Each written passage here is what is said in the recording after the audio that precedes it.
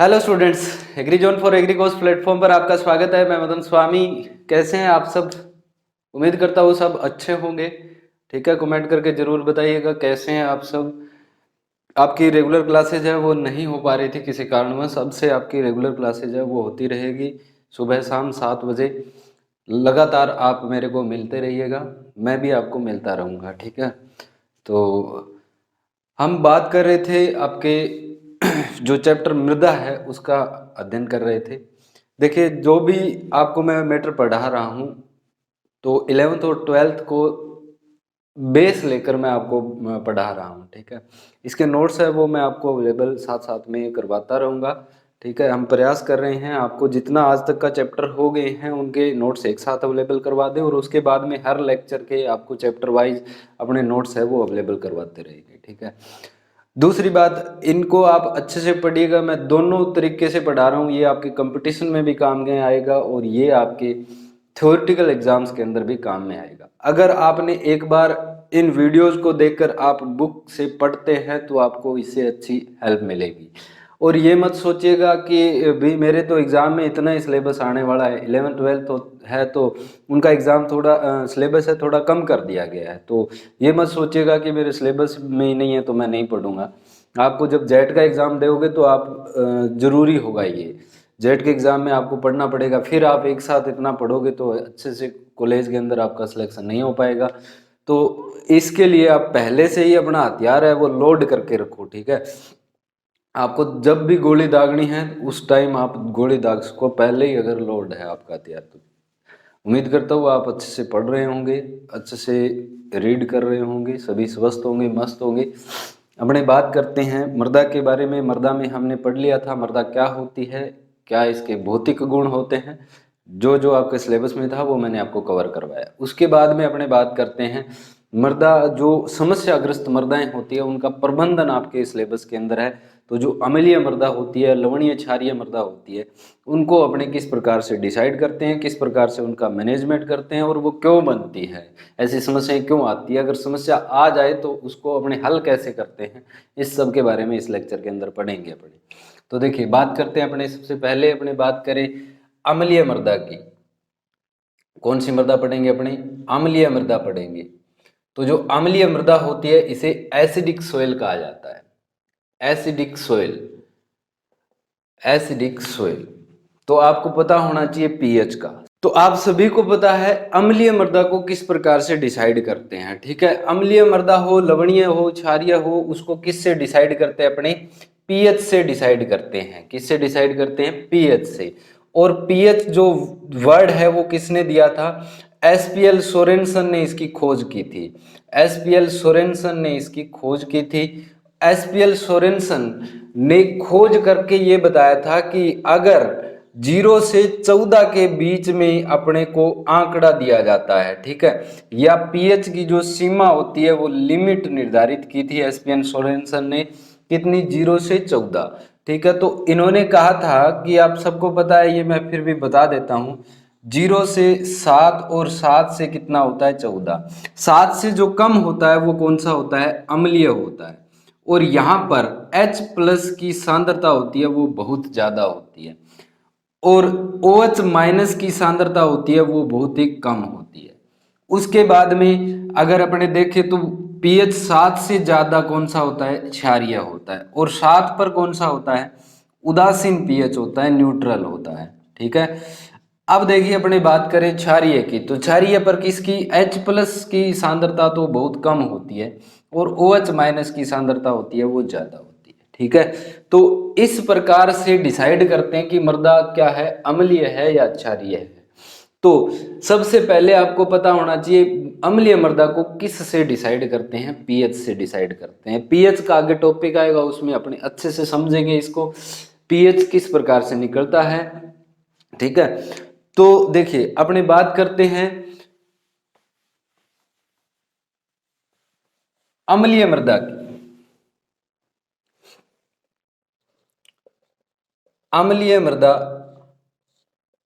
जो होती है इसमें H प्लस की सांद्रता है वो बढ़ जाती है। H प्लस की सांद्रता बढ़ जाती है, पीएच क्या हो जाता है? कम हो जाता है। पीएच क्या हो जाता है? कम हो जाता है।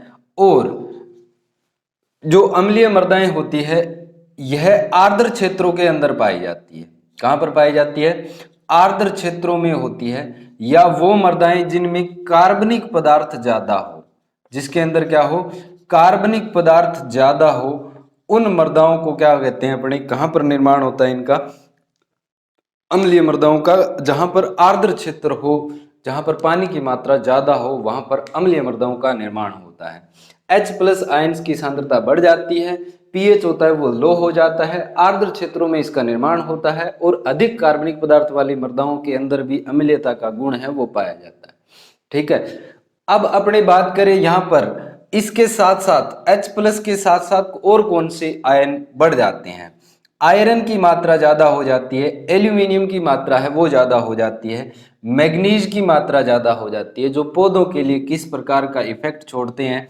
विषकारी इफेक्ट छोड़ते हैं, टॉक्सिन इफेक्ट छोड़ते हैं। ठीक है।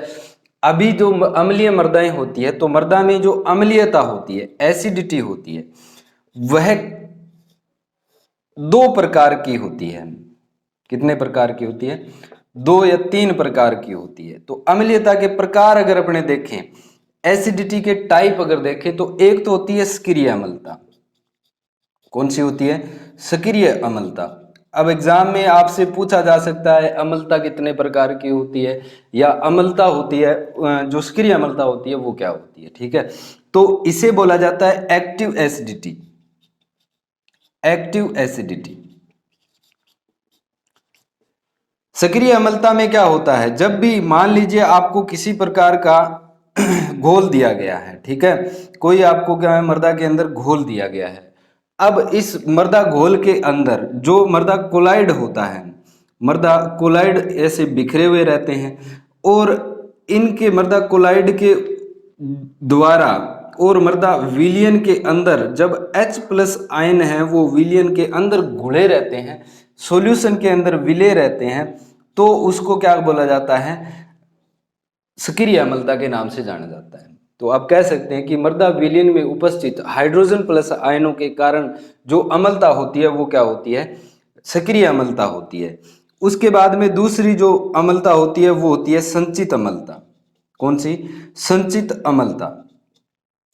जो संचित अम्लता होती है इसे रिजर्व एसिडिटी के नाम से जानते हैं। Reserve acidity. रिजर्व एसिडिटी क्या होती है भाई?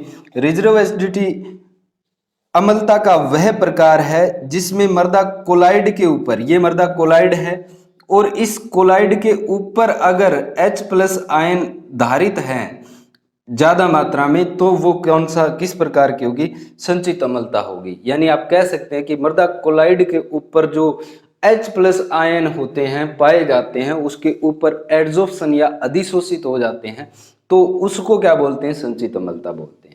यानी अपने कह सकते हैं कि मृदा कोलाइड के ऊपर अधिशोषित H+ आयनों के कारण उत्पन्न अम्लता कौन सी होती है? संचित अम्लता होती है।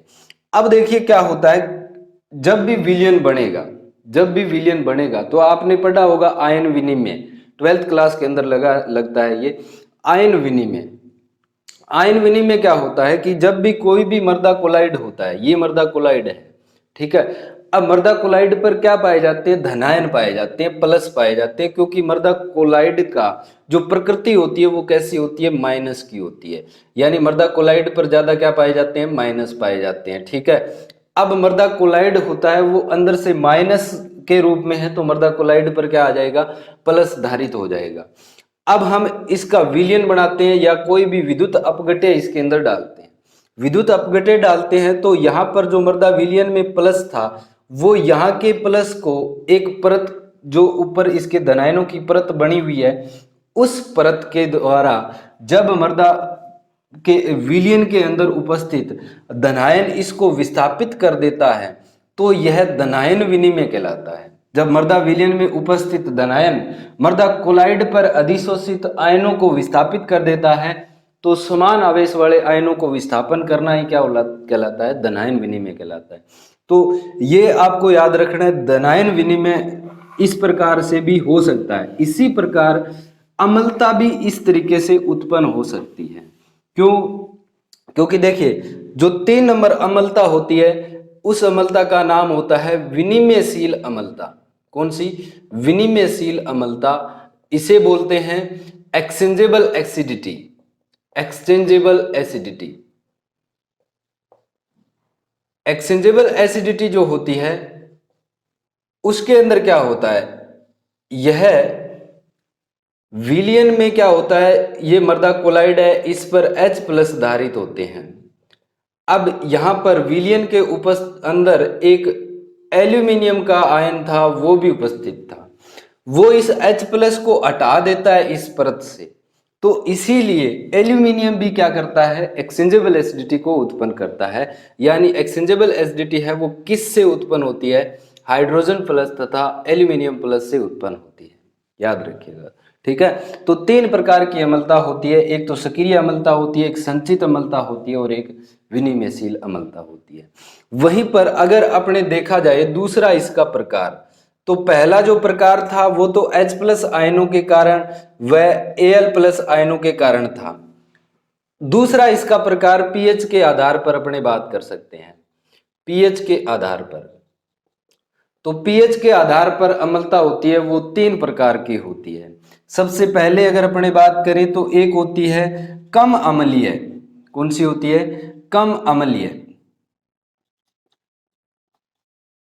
या इसे अल्प अम्लीय भी बोलते हैं। इसको इंग्लिश में बोला जाता है स्लाइटली।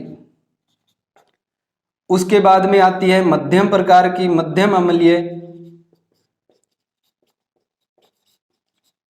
जिसे मीडियम बोला जाता है, मीडियम एसिडिटी। उसके बाद में होती है अति अम्लीय, अति अम्लीय, इसे बोला जाता है मैक्सिमम या एक्सट्रीम एसिडिक सॉइल। तो जो कम अम्लीय होती है उसका पीएच मान कितना होता है? इसका जो पीएच मान होता है वो 6 से 6.5 होता है। कितना? 6 से 6.5। और जो मध्यम अम्लीय होती है उसका पीएच मान 5 से 6.5 तक होता है। और जो अति अम्लीय होती है वो 4 से कम पीएच वाली मृदाएं अति अम्लीय के अंदर आती है।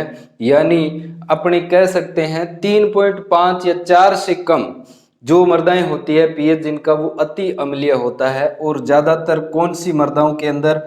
पीट मृदाओं के अंदर ये कंडीशन है वो पाई जाती है, जो आगे चलकर किन मृदाओं का निर्माण कर लेती है? कैट सोइल का निर्माण कर लेती है। या इन्हें क्या बोला जाता है? सल्फर युक्त मृदाएं भी बोलते हैं, सल्फर युक्त मृदाएं भी बोलते हैं, क्योंकि कैट सोइल इनको इसीलिए कहा जाता है। दूर से देखने पर जो अपनी मृदाएं होती है इनका पीएच कम होने पर दूर से देखते हैं तो क्या होती है, अपने को बिल्ली की आंख के समान दिखाई देती है।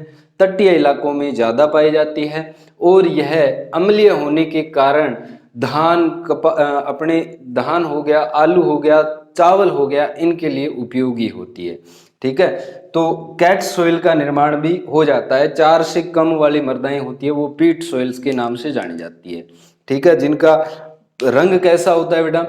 पीला रंग होता है। कैसा रंग होता है? पीला रंग होता है। पहले लाइमोनाइट पाया जाता है, उसके अंदर हेमेटाइट पाया जाता है। उसके बाद में क्या होता है, जब दो अपने जल के अणु उनके साथ जुड़ जाते हैं तो उनका रंग पीला हो जाता है, जो लाइमोनाइट कहलाता है। ठीक है, तो यहां पर आपको याद रखना है कि अम्लीयता होती है उसके 2 प्रकार होते हैं, एक तो H+ और एल्यूमिनियम आयनों के द्वारा उत्पन्न अम्लता जो कि 3 प्रकार की होती है।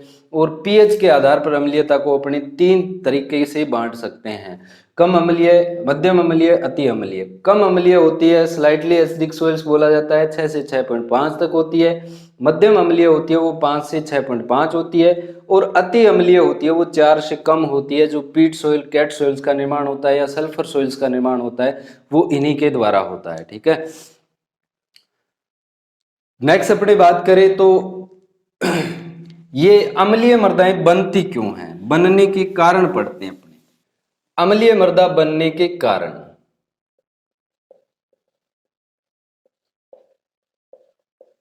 मृदा बनने के कारण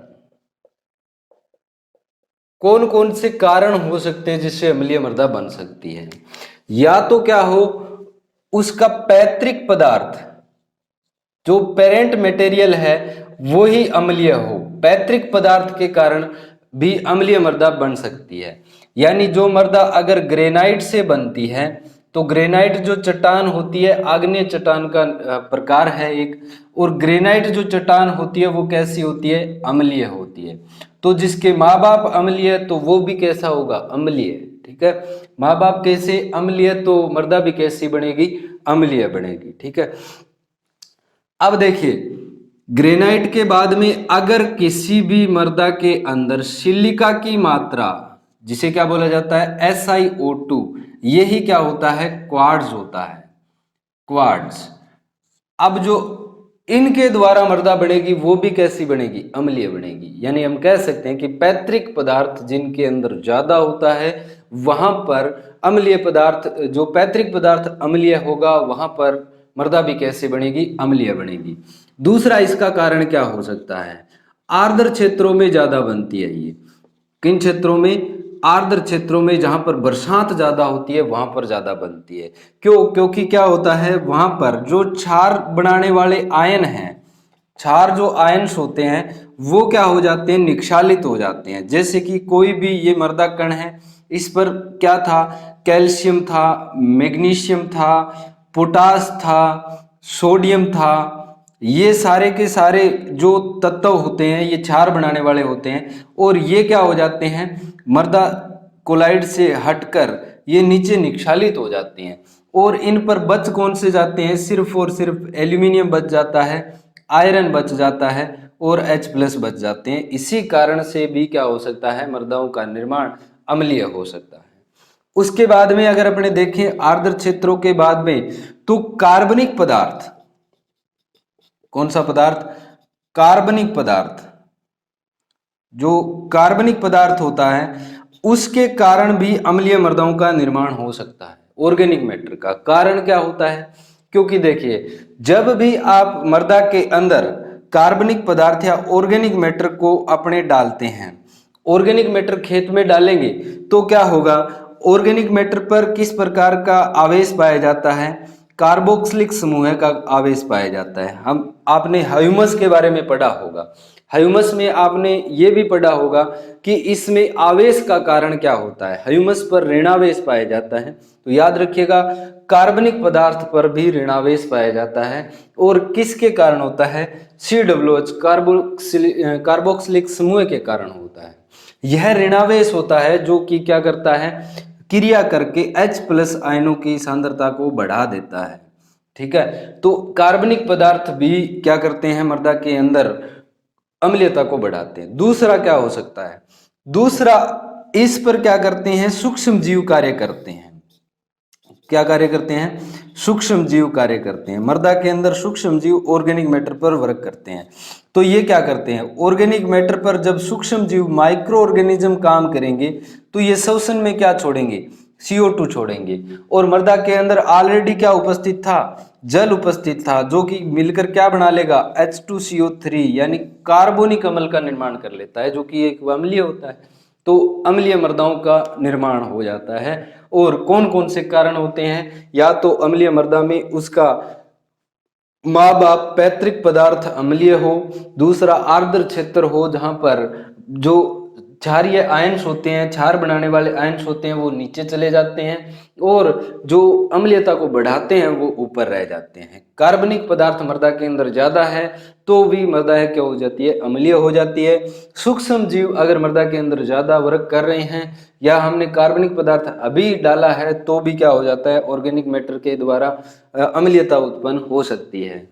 उसके बाद में अगर अपने पढ़े अम्लीय मृदा का प्रबंधन कैसे किया जाता है, या अपने बात करें अम्लीयता का पौधे पर प्रभाव क्या होता है, अम्लीयता का पादप पर प्रभाव, क्या प्रभाव पड़ता है पादप पर। तो जो अम्लीय मृदाएं होती है इनमें क्या होता है, अधिक आयन, जो जितने भी अम्लीय मृदा होती है वहां पर जो सूक्ष्म तत्व होते हैं, आपने माइक्रो न्यूट्रिएंट्स के बारे में पढ़ा होगा, ठीक है। तो बोरोन और मोलिब्डेनम को छोड़कर सारे के सारे सूक्ष्म तत्व होते हैं, वो माइक्रो न्यूट्रिएंट की यहाँ पर सांद्रता है वो क्या हो जाती है, बढ़ जाती है। सांद्रता बढ़ने के कारण पौधे क्या होते हैं, इनको ग्रहण नहीं कर पाते हैं, या इनका अधिक से क्या हो जाता है, टॉक्सिक इफेक्ट हो जाता है। जैसे कि धान में आयरन की अधिकता से व्हाइट आई डिजीज हो जाता है। ठीक है, तो बहुत सारे ऐसे कारक होते हैं, ऐसे तत्व होते हैं जिनके कारण उनकी अधिकता से भी पौधे पर विषैला प्रभाव पड़ता है और पौधे क्या हो जाते हैं, मर जाते हैं। या यहाँ पर क्या हो जाता है, फास्फोरस हो गया, कैल्शियम हो गया, आयरन हो गया, मैग्नीज हो गया, इन पोषक तत्वों को पादप ग्रहण करना बंद कर देता है। अम्लीयता का दूसरा प्रभाव, पहला प्रभाव सूक्ष्म तत्व ज्यादा होने के कारण वो पौधे पर जहरीला प्रभाव छोड़ते हैं या अधिकता से उनका कोई रोग हो जाता है।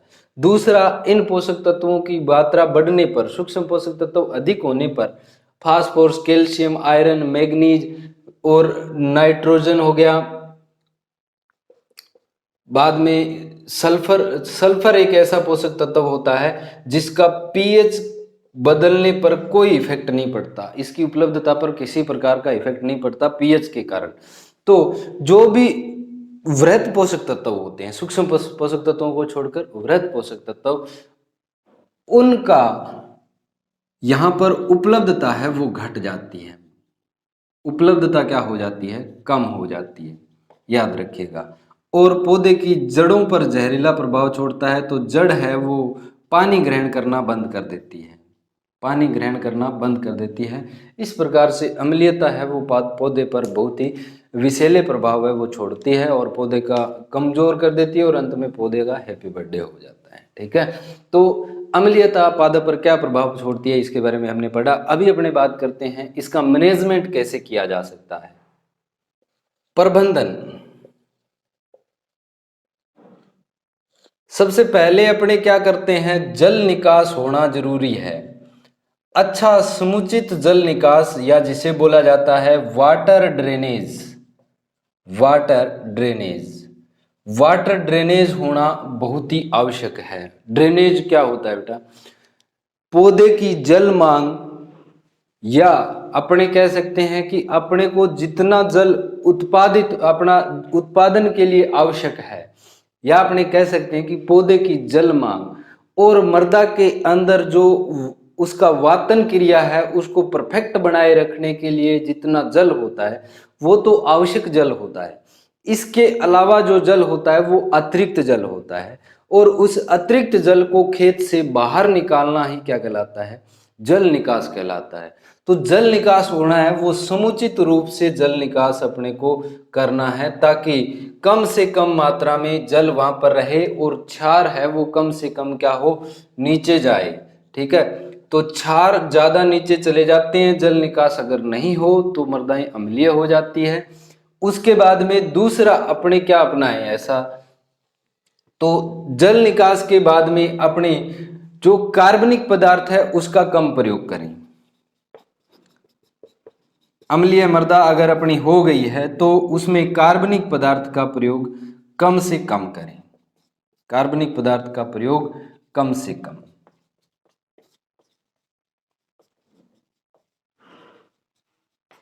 उसके बाद में अगर अपने देखें तो नेक्स्ट, चूना युक्त पदार्थों का प्रयोग करें, चूना युक्त पदार्थों का अपने प्रयोग करें। चूना युक्त पदार्थों का प्रयोग करने से भी मृदा के अंदर अम्लीयता होती है वो कम होती है, क्योंकि चूने में क्या पाया जाता है, कैल्शियम पाया जाता है, और ये किसको हटाकर, H+ को हटाकर जुड़ जाता है मृदा कोलाइड पर, इसीलिए पीएच हो जाता है वो क्या हो जाता है, अपना सही हो जाता है। ठीक है, उदासीन पीएच हो जाता है, और उदासीन पीएच पर कौन सा धनायन सबसे ज्यादा अधिशोषित होता है, तो कहा जा सकता है कैल्शियम। अगर आपसे कोई पूछ ले कि मृदाओं के अंदर उदासीन अवस्था के कोई आपसे पूछ ले कि मृदाओं में उदासीन अवस्था पर कौन सा धनायन सर्वाधिक मात्रा में अधिशोषित होता है, तो कौन सा होता है, कैल्शियम होता है। चूना युक्त पदार्थों में किस किस का आप प्रयोग कर सकते हैं, देखिए चूना युक्त पदार्थों में आप सबसे पहले अगर अपने देखें तो जिसे चूना पत्थर कहा जाता है, चूना पत्थर, चूना पत्थर या इसे लाइमस्टोन के नाम से भी जानते हैं, लाइमस्टोन। जो लाइमस्टोन होता है वो CaCO3 होता है। क्या होता है? CaCO3। और इसकी न्यूट्रलाइजिंग वैल्यू होती है वो कितनी होती है? 100 होती है। ठीक है। उसके बाद में अगर अपनी बात करें तो दूसरा अपने बिना बुझा चूना होता है। कैसा होता है? बिना बुझा चूना। बिना बुझा चूना, जिसे CaO के नाम से जानते हैं। किसके? कैल्शियम का ऑक्साइड होता है। कैल्शियम ऑक्साइड बिना बुझा चूना का प्रयोग कर सकते हैं। दूसरा अपने बुझा हुआ चूना यूज कर सकते हैं। कौन सा? बुझा हुआ चूना। बुझा हुआ चूना क्या होता है? अब देखिए, ये तो आग लगाया हुआ था हमारा, ठीक है, इसमें हमने आग लगा रखी थी। अब हमने क्या कर दिया? इसके अंदर पानी डाल दिया, तो पानी डालने से चूना क्या हो गया? बुझ गया। इसका क्या हो जाता है? CaOH2। बिना बुझे चूने का प्रयोग कर सकते हैं। उसके बाद में हम डोलोमाइट का यूज कर सकते हैं। किसका? डोलोमाइट का। तो डोलोमाइट का फॉर्मूला क्या होता है? CaCO3.MgCO3, यानी कह सकते हैं अपने कैल्शियम का और मैग्नीशियम का कार्बोनेट होता है। और इस सूत्र को अपने दूसरे तरीके से भी लिख सकते हैं, Ca.Mg CO3 की होल ट्वाइस। इस तरीके से भी लिख सकते हैं। तो कई बार एग्जाम में इनके डायरेक्ट आपसे क्या पूछे जा सकते हैं? आपसे डायरेक्ट इनके फॉर्मूलाज पूछे जा सकते हैं, जिनको आपको याद रखना है। ठीक है। तो चूना युक्त पदार्थों का प्रयोग करके भी अपने क्या कर सकते हैं? मृदा अम्लीयता को दूर कर सकते हैं। और ज्यादातर अम्लीय मृदाओं में चूना ही डाला जाता है। आप इसको याद कर सकते हैं अम्लचूर्ण से।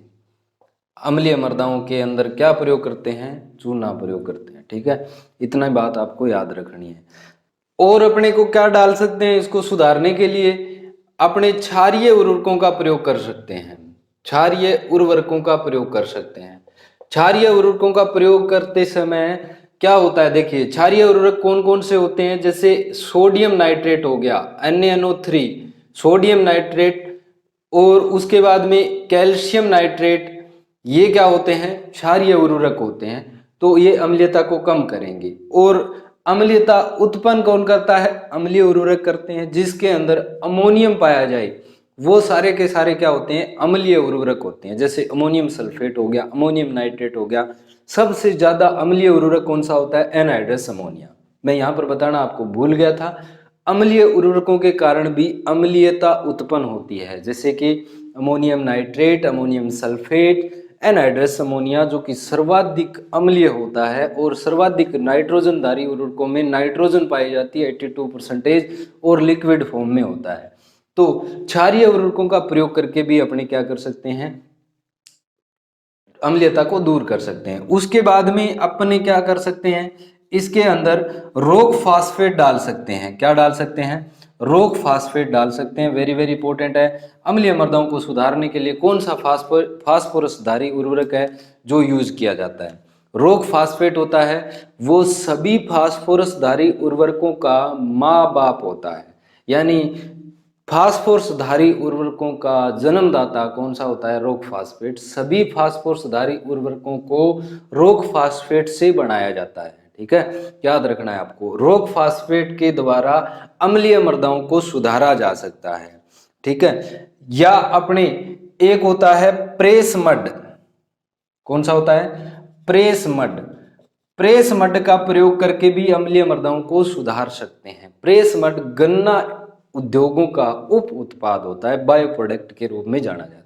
उसके बाद में अपने बात करें तो देखिए, अपने फसलों का उचित चुनाव करके भी अम्लीयता का प्रबंध कर सकते हैं। फसलों का उचित चुनाव करके भी अपने, जैसे कि अपने बात करें यहाँ पर सबसे पहले तो फसल होती है, वो फसलें, कुछ तो फसलें होती है वो कम सहनशील होती है। कम सहनशील कौन कौन सी होती है? जैसे कि अपने कह सकते हैं चुकंदर, उसके बाद में पत्ता गोभी, और उसके बाद में बरसीम। ये सारी की सारी क्या होती है? कम सहनशील होती है। उसके बाद में अगर अपने बात करें मध्यम की, तो मध्यम सहनशील फसलें जैसे कि गेहूं हो गया, जौ हो गया, जई हो गया, मक्का हो गया, बाजरा हो गया और आलू, ये सारी की सारी क्रॉप्स होती है, ये मध्यम सहनशील होती है। ठीक है, मध्यम प्रकार की सहनशील होती है। बाजरा जो होता है वो अम्लीय मृदाओं के प्रति संवेदनशील होता है, थोड़ा मध्यम प्रकार का, ये क्या कर सकता है, सहन कर सकता है अम्लीय। ज्यादा अगर इसको अम्लीय मृदा में बोएंगे तो ये बहुत ही घातक सिद्ध होता है इसके लिए। बाजरा वाटर लॉक्ड सोइल, जल भराव वाली मृदाओं के लिए भी बहुत ही संवेदनशील होता है। उसके बाद में देखें अपने तो अधिक सहनशील कौन सी होती है, यानी ज्यादा अम्लीय मृदाओं के अंदर अपने कौन सी फसल को बो सकते हैं। तो अधिक जो सहनशील फसलें होती है वो राई होती है, और जो घासें होती है ग्रेमिनिकुल्स की, वो सारी की सारी अम्लीय मृदाओं के अंदर उपयुक्त होती है। जैसे कि अपन आगे आप पढ़ोगे, लोन लगाने के लिए कौन सा पीएच है वो जरूरी होता है, तो अम्लीय पीएच है वो जरूरी होता है, क्योंकि लोन में लगाई जाती है घासें, और घासें हैं वो अम्लीय पीएच को अच्छा मानती है। तो इस प्रकार से आज हमने पढ़ा अम्लीय मृदाएं क्या होती है, इसका अपने प्रबंधन कैसे कर सकते हैं, अम्लीयता कितने प्रकार की होती है, इन सब के बारे में आपने पढ़ा। चैनल को सब्सक्राइब जरूर कर दीजिएगा, शेयर कर दीजिएगा। Thank you, thanks for watching, have a nice day.